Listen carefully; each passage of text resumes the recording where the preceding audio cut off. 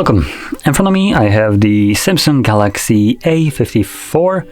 It's a 5G phone, as you can see. And today I'll go over unboxing along with a quick overview. Now before I actually get into it, I'm gonna quickly mention something that I realized right here. So I don't think this phone actually is new. I didn't purchase it directly from Samsung, just from like some retailer. But there is a sticker on top of a sticker. I'm not sure if it's visible on here, but I can kind of see that there is something under this sticker. So what I'm gonna do is peel that off and see what we got under, what kind of scam someone is trying to pull here.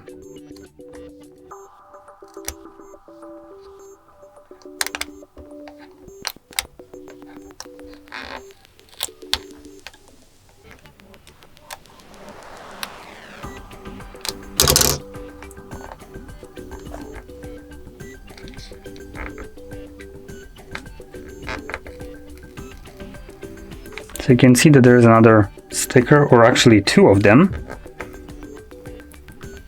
Oh, it's starting to peel off in not a way that I want.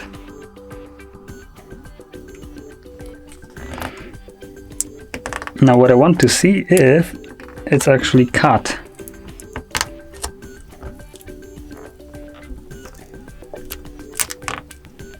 And would you look at that, it actually I think is. Yep, it's cut. So just to peel that off, whoops, it's starting to peel off kind of a crappy way. Oh, there you go, you can see that it is completely cut. So this device is not actually new, which kind of a scam. Anyway, let's cut this one because it takes too long, but we got some paperwork up here and a charging cable.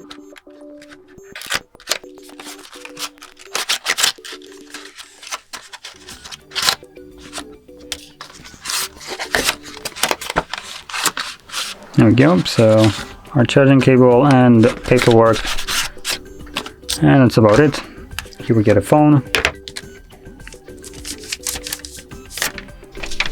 Let's quickly get a look at this, if it's like scratched or anything, considering this is not, well, it's been already opened.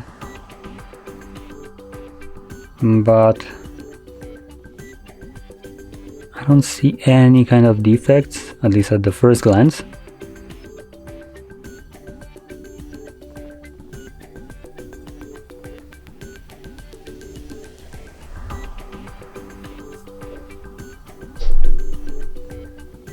That looks fine. Okay, so there we go. Now I'm gonna turn it on and we'll get to see how it actually looks like. Now while it's turning on, let's quickly touch upon the display, which you will be able to see. So this is a 6.4-inch display. It's a 1080p by 2340 pixels, and it's a Super AMOLED display with 120 Hz refresh rate and a brightness of about 1000 nits. And also it puts it at about 403 pixels per inch based on the resolution. And also has 82.9% screen to body ratio. And just by looking at it, it looks like the bezels are pretty symmetrical, as you can kind of see all around, though the bottom looks a tiny bit bigger than the other ones.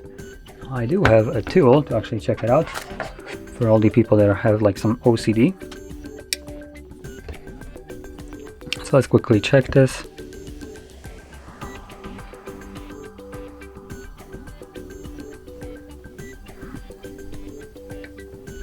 Yep, so the bottom bezel is definitely bigger than the sides by, see, this is about 4 millimeters, at least at the bottom. I'm just counting the screen, the bezel, not the actual like plastic area as well. So that's without the plastic, but this one is about 2 or 2.5 millimeters. So it's actually like almost double the thickness. Anyway, now moving on to the camera setup, which I'm going to flip the device. I'm not going to go through the setup just because this is Samsung and it's absolutely annoying. It will tell me that I need to connect to Wi-Fi and then also tell me that I need to restart the device for no effing reason. So screw that, I'm just not gonna do a setup right here, and I'm just gonna talk about it. Now, when we flip it, you can see a triple camera setup and a pretty nice and clean looking back. And the cameras we have right here is a 50 megapixel wide sensor, 12 megapixel ultra wide, and 5 megapixel macro. Now typically I would say that the macro lens is just an absolute garbage sticker camera, but at 5 megapixel it actually might be doing a better job at capturing close-up photos than the 50 megapixel. Though that's something that you need to test out, and also it might vary depending on like lighting, considering the 50 megapixel might just be a little bit better in terms of like light capturing and how it also deals with the photos, how it like tries to AI improve them. Because let's be honest, most of these photos that you get are in some kind of way improved by the device, either being artificially sharpened and having better colors or better lighting just edited into it. So it might vary between these two lenses quite a bit. So that is something that you might want to test out, but in general I believe, I might be incorrect, but I believe this 5 megapixel macro might be actually taking better photos, macro photos specifically, than the 50 megapixel, which like I said isn't the case for devices that have 50 megapixel wide and for instance 2 megapixel macro. Now, moving on, we have at the front we have a 32 megapixel wide sensor, and at the back you can shoot at 4K 30 frames, and at the front you can also shoot at 4K 30 frames. Now, back also allows you to shoot at 1080p if you want to drop that resolution at 30 and 60 frames, and 720p at 480, that's slow motion. But the front one at 1080p still records only at 30 frames, so no higher frame rates for front. Now moving into the internals, right here we have a Exynos 1380 processor, and there's a couple of versions of this. So you have 128 gigs of RAM with 6 gigs of, or 128 gigs of storage with 6 gigs of RAM. You can also have it with 8 gigs, or you can crank it up to 256 gig storage with also 8 gigs of RAM.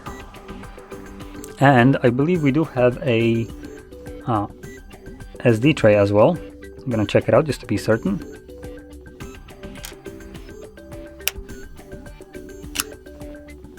So here we have SD card at the bottom and SIM card at the front, or the top side. Now this will also double as a SIM tray at the bottom. So there we go. So obviously you can get the 128 gigs of storage, pop in an SD card, and have significantly more storage on here, which is pretty nice. And moving on, this device is being powered by a pretty decent battery cell. So that's a 5000 mAh battery. Now obviously we don't have a charger in the box with this phone, but the phone is capable of charging at puny 25 watts, which honestly at this price range is just pathetic. I'm not gonna sugarcoat it. For about close to 500 euros, having a phone at this price range that charges at 25 watts is a absolute effing joke. And just to kind of also point out that I'm not picking on this little mid-range device. This effing thing costs, what was it, $1,800 or $1,500? Also has about the same charging speed. Are you effing kidding me, Samsung? So it's not just this phone that I'm picking on, it's just Samsung logic. I understand that they don't want their phones to be blowing up like Notes used to, but honestly, if in 2023 you're still releasing phones with 25 effing watts of charging speed, either just cease to make them or improve them. Like, you have enough budget to make the charging be on par with other phones, not this pathetic thing, this excuse of charging. So yeah, that's a little bit of a downside. The charging speed, it's just embarrassing for Samsung to even release such a phone with such a charging speed.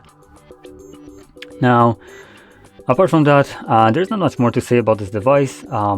We have a under-display fingerprint sensor, which obviously you can't see it because I didn't go to the setup, but it's under display, which I personally do like myself.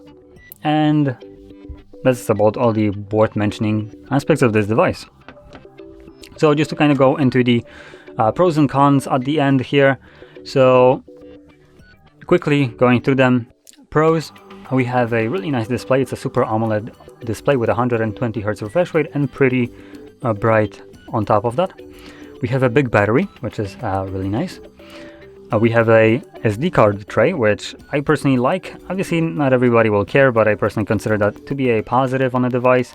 Majority of the flagship devices don't have that nowadays, and phones like that, when they still have it, I really like. You can just pop in an SD card, go for the cheaper version and extend the storage on SD card. So yeah, a positive to me.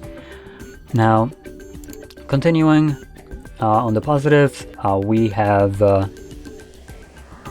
under display fingerprint sensor, which I like, though this might as well be for some people a negative, so it really depends how you classify it. If you like it, that's great. If you don't, that's again okay as well.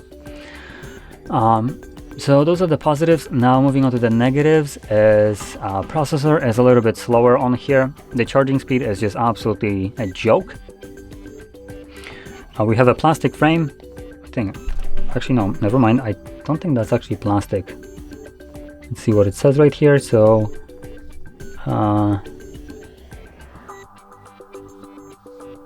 actually it doesn't say anything, so I have no idea. So I'm gonna comment on that one. So yeah, we have slow charging speeds. We have let's see, what else is there a negative? Oh, right. So processor is weak and the charging speed is weak right here.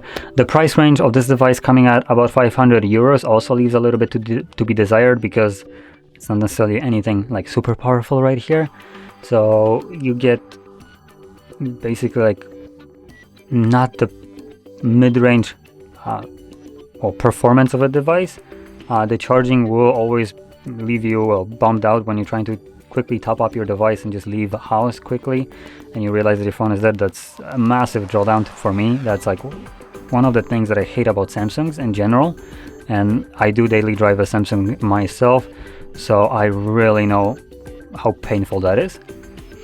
And for that price, I think there are significantly better options than this at a cheaper price range while being still better than this. Now, with this being said, obviously if you're looking for a phone that is in the Samsung ecosystem, because Samsung does have a little bit of its own ecosystem with their like crappy little exclusive applications, or like basically copies of what Google services provides for free. Samsung tries to copy those and make it their own, which in a way is kind of a scam, because you can get everything like that from Google, but they only have it accessible on Samsung. So if you're trying to stay still in that ecosystem, because maybe you already had a Samsung and it's easier for you, or maybe you're just stuck in it, then I think this device is okay enough. I personally wouldn't probably be picking it up. But obviously my opinion doesn't really matter too much here. It's what you want, and if this device is fast enough for you and you still want to be in the Samsung ecosystem, that's great, then there's no problem. Now anyway, with this being said, hopefully you found this video informative, and if you did, don't forget to smash that like button, subscribe, and thanks for watching.